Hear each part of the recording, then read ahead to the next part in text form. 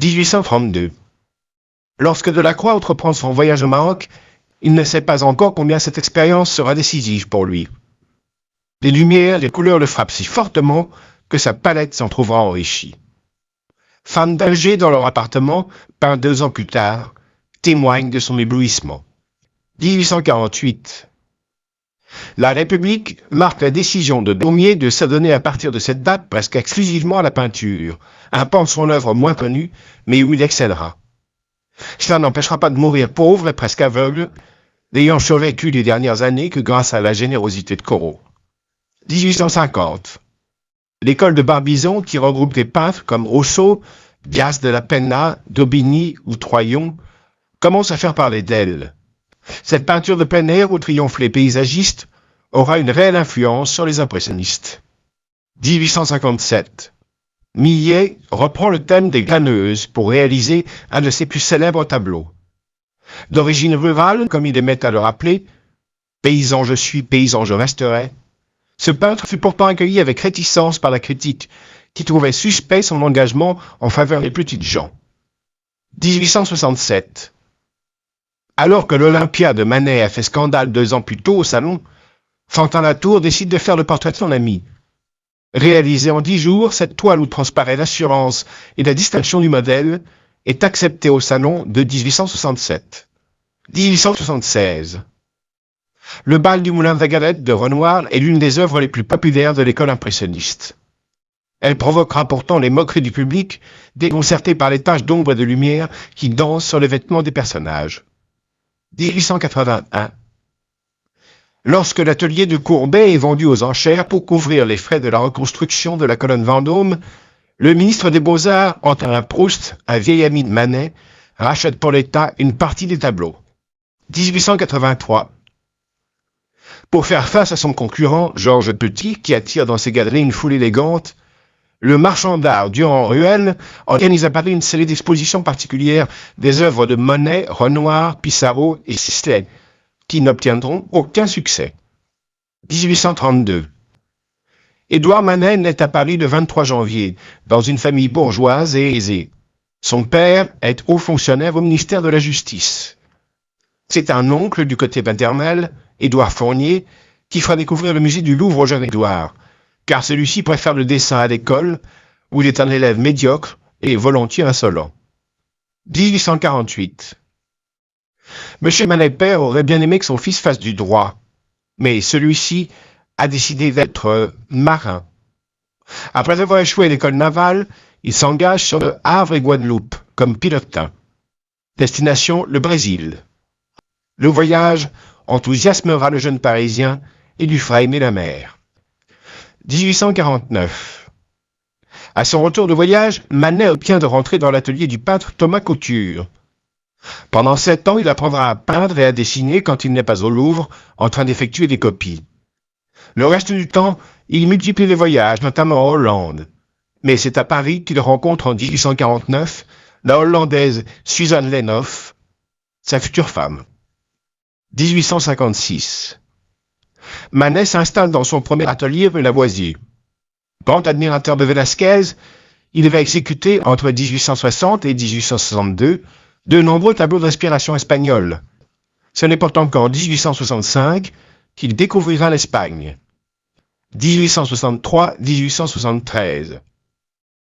Après les différents échecs rencontrés au salon et les scandales déclenchés par le déjeuner sur l'herbe et Olympia, Manet décide d'abord d'exposer ses toiles dans son atelier, puis, lors de l'exposition universelle de 1867, de construire son propre pavillon pour y présenter une 50aine de tableaux. 1873. À partir de cette année, Manet, qui est toujours resté à l'écart des impressionnistes, se met à éclaircir sa palette, longtemps caractérisée par l'emploi du noir, et à pratiquer la peinture en plein air. Il travaille à Argenteuil avec Monet et effectue un voyage à Venise, d'où il rapporte des toiles chaleureuses. 1880-1883. La maladie surprend le peintre en pleine force de l'âge. Atteint d'ataxie locomotrice, une maladie des centres nerveux qui empêche la coordination des mouvements, Manet se réfugie à la campagne, qu'il déteste. Il peint de délicieuses petites natures mortes. 1883. En avril, les jambes du peintre ne lui répondent plus. L'élégant Manet, qui aimait tant la vie et accordait tant d'importance à l'apparence, doit être amputé de la jambe gauche. Mais l'opération échoue et il mourra le 30 avril dans de terribles souffrances.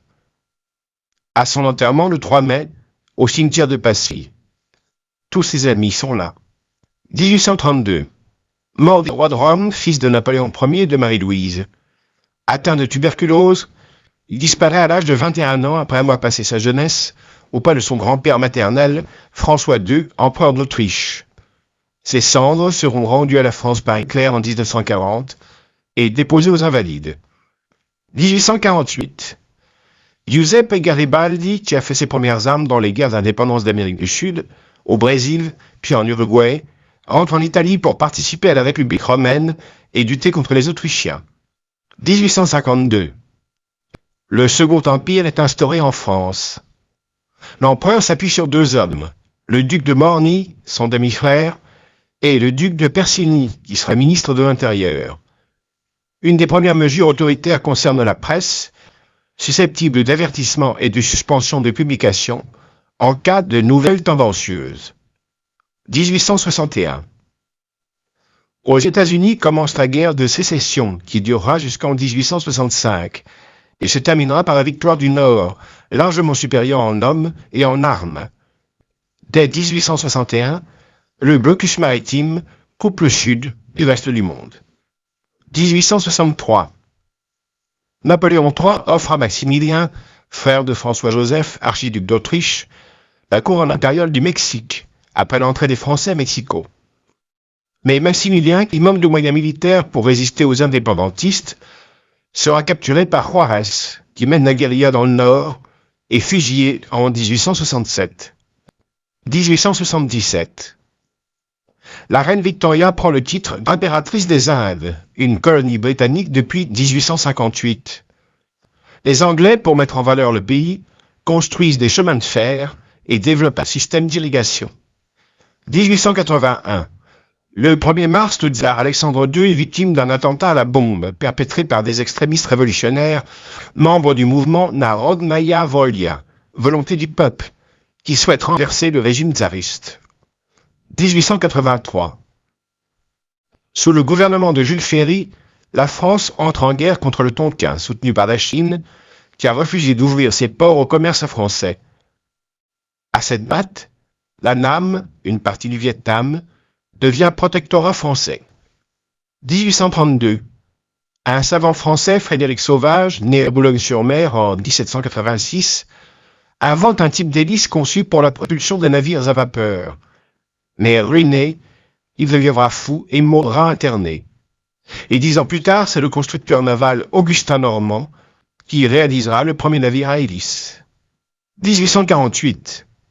Le 4 mars, Victor Schœlcher, sous-secrétaire d'État à la Marine dans le gouvernement provisoire, fait voter l'abolition de l'esclavage dans les colonies françaises des Antilles, de la Guyane et de la Réunion. 1854. Comme le premier pavillon qu'il a construit aux Halles déplaît à Napoléon III, car il est en pierre et si massif qu'on l'a baptisé le Fort des Halles, l'architecte Victor Baltard est sommé de revoir sa copie. Pour les 6 pavillons qui lui ont été commandés, il imagine de marier la fonte avec le verre et le fer, ce qui donnera des constructions d'une grande légèreté. 1863. Le philanthrope suisse Henri Dunant, profondément affecté par le spectacle des blessés pendant la bataille de Solferino en Italie, décide de créer un organisme pour secourir des victimes des guerres. Avec ses compagnons du Comité des 5, ils fondent les premières associations de la Croix-Rouge. 1870. Durant le siège de Paris par les Prussiens, les liaisons entre la capitale et la province continuent grâce aux ballons à gaz qui transportent le courrier et même des passagers comme Gambetta, qui atterrit à Tours pour organiser la résistance à l'ennemi. 1879. La première locomotive électrique due à l'allemand Werner von Siemens n'est qu'une des nombreuses inventions de cet ingénieur et industriel dont la famille s'illustrera dans bien d'autres branches. 1881. La loi du 16 juin 1881, pour laquelle s'est battu Jules Ferry et qui introduit la gratuité de l'enseignement primaire, constitue une véritable révolution. Elle permet, s'écrit Ferry à la tribune, de faire disparaître la dernière, la plus redoutable des inégalités qui vient de naissance, l'inégalité d'éducation. 1883. C'est en 1883 que le vicomte Charles de Foucault, encore officier d'armée française, se lance dans un premier voyage d'exploration au Maroc, déguisé en rabbin. Cette expédition lui permettra de repérer 2000 km d'itinéraires nouveaux. Après sa conversion, en 1886, il quittera l'armée. 1832. Une caricature de Louis-Philippe, Gargantua, avec une tête en forme de poire, vaudra à Honoré Daumier 6 mois de prison. Cela n'empêchera pas l'artiste de continuer à passer au crible les travers humains et de prendre particulièrement pour cible les juges, les hommes politiques et les financiers. 1848. De jeunes Anglais inconnus fondent la confrérie pré-raphaélite. Leur porte-parole s'appelle Dante Gabriel Rossetti, peintre et poète, auquel se joignent Hunt et Mies. Optant pour le symbolisme, ils cherchent à s'inspirer des peintres antérieurs à la Renaissance. 1853. La Traviata de Giuseppe Verdi, inspirée de la Dame aux camélias d'Alessandro Dumas fils, obtient un triomphe sur toutes les scènes d'Europe. Ce n'est que l'un des chefs-d'œuvre de ce compositeur italien très populaire qui incarne dans une Europe tumultueuse un idéal romantique et généreux. 1857. Paraît Madame Bovary de Flaubert. L'écrivain s'inspire d'un fait divers pour composer un ouvrage d'un réalisme poussé à l'extrême où il dénonce aussi toutes les formes de convention. Taxé d'immoralité, Flaubert devra affronter un procès avant d'être acquitté. 1867. Jean-Baptiste Clément, jeune représentant de la chanson révolutionnaire française, compose Le Temps des cerises. Lors de la Commune, ce poète du peuple dédiera a posteriori cette chanson à une ambulancière. 1877. Zola, qui avait très tôt pris la défense de Manet, publie L'Assommoir, dans la série des Rougon-Macquart, où il prend pour thème la vie des ouvriers parisiens. Premier roman sur le peuple qui est l'odeur du peuple, d'après les propres termes de l'écrivain. 1881. Représentation posthume des contes d'Hoffmann d'Offenbach, son chef-d'œuvre, qu'il a composé en 1880, juste avant de mourir. Installé à Paris, le compositeur a ravi le public du Second Empire par ses opérettes et ses opéras bouffes. 1883. Friedrich Nietzsche commence la rédaction de Ainsi parlait Zarathustra, qui sera publié 2 ans plus tard. Dans ce poème en prose, le philosophe allemand expose sa conception du surhomme.